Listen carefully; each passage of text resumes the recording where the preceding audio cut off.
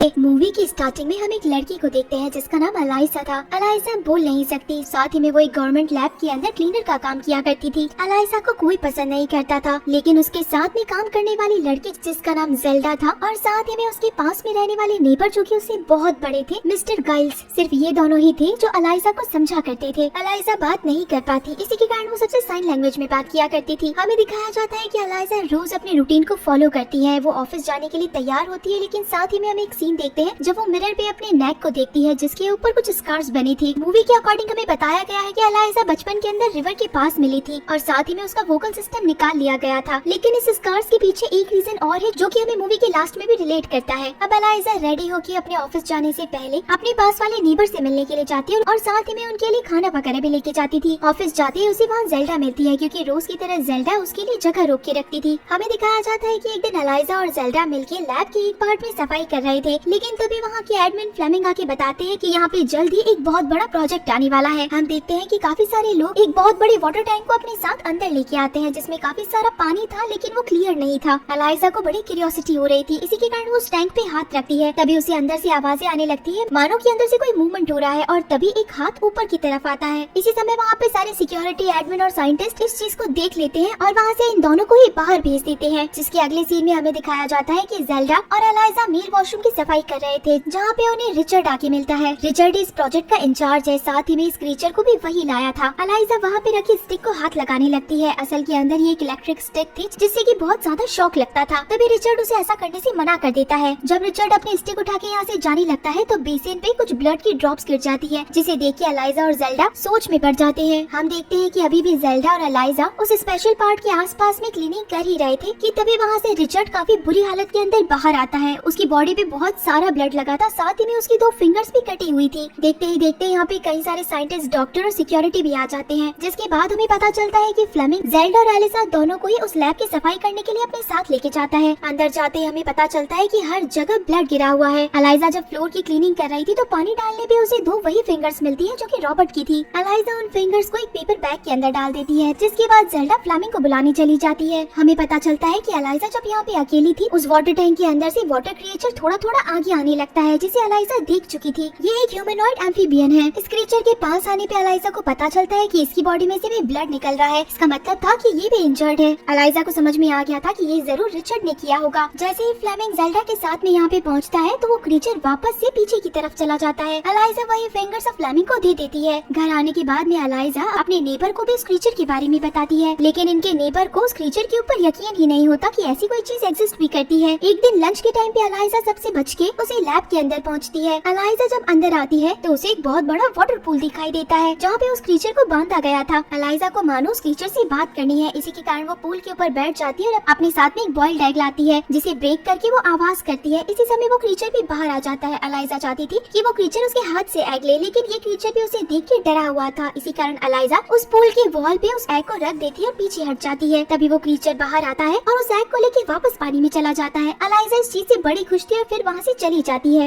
इस समय रिचर्ड ने जेल्डा और अलाइसा दोनों को ही बुलाया था। असल के अंदर रिचर्ड ने इन दोनों को इसलिए बुलाया था क्योंकि अलाइसा ने जो दोनों फिंगर जिस पैकेट में रखी थी उसके अंदर मस्टर्ड था। इसी के कारण अब रिचर्ड की फिंगर्स काफी ज्यादा जल रही थी। अब रिचर्ड इन दोनों की ही फाइल रीड करने लगता है कि ये दोनों कहाँ से आई है। अब जैसा कि अलाइसा बोल नहीं सकती तो जेल्डा ही अलाइसा और खुद के दोनों के आंसर देती है। रिचर्ड अलाइसा के बारे में और पूछता है तो जेल्डा बताती है कि अलाइसा बोल नहीं सकती है। साथ ही में रिचर्ड अलाइसा के गले पे लगे हुए स्कार्स के बारे में पूछता है तो जेल्डा बताती है कि अलाइसा बचपन में पानी के पास मिली थी। रिचर्ड को अब ये दोनों ही लड़कियाँ ठीक लगने लगी थी। इसी के कारण वो इन दोनों को बताता है कि रिचर्ड उस क्रीचर को साउथ अमेरिका के रिवर मग से लेके आया है। रिचर्ड के पास एक इम्पोर्टेंट कॉल आता है, इसी के कारण वो इन दोनों को यहाँ से भेज देता है। असल के अंदर कॉल पे जनरल हॉइट थे, क्योंकि ये जितना भी बड़ा प्रोजेक्ट था ये सब कुछ रॉबर्ट उन्हें बताना चाहता था। इसी कारण उन्हें मिलने के लिए भी बुलाता है। एक सीन में हम देखते हैं जहाँ पे एक क्रीचर पूल से बाहर निकल के उसी एग के छिलकों के साथ में अपने हाथों से साइन लैंग्वेज बनाता है। ये वही लैंग्वेजेस थी जो कि अलाइसा ने पहले इस क्रीचर के सामने करी थी। इसका मतलब था कि ये क्रीचर अलाइसा की लैंग्वेज को सीख रहा था। नेक्स्ट डे हम देखते हैं कि इस बार अलाइसा उस क्रीचर के लिए म्यूजिक सिस्टम भी लेके आती है और इसी के साथ में वो एग को भी पील करती है। इस बार अलाइसा डरती नहीं है और वहीं पे बैठ के अपना सैंडविच भी खाने लगती है। इस बार क्रीचर बाहर आता है और अपना एग लेके वापस से अंदर चला जाता है तो अलाइसा म्यूजिक को बंद कर देती है। क्रीचर को ये बात समझ आती है, इसी कारण वो ऊपर आता है। अब वो अपने जेस्चर के अंदर अलाइसा को वापस से प्ले करने के लिए कहता है। इस बार ये क्रीचर नहीं डर रहा था और अलाइसा के पास आके उसी म्यूजिक को एंजॉय करते हुए अपना खाना खाता है। क्रीचर अलाइजा की लैंग्वेजेस सीख रहा था। इसी के कारण अब ये दोनों ही साइन लैंग्वेज में बात कर पा रहे थे। हमें पता चलता है कि एक दिन अलाइजा आसपास किसी के भी नहीं रहने से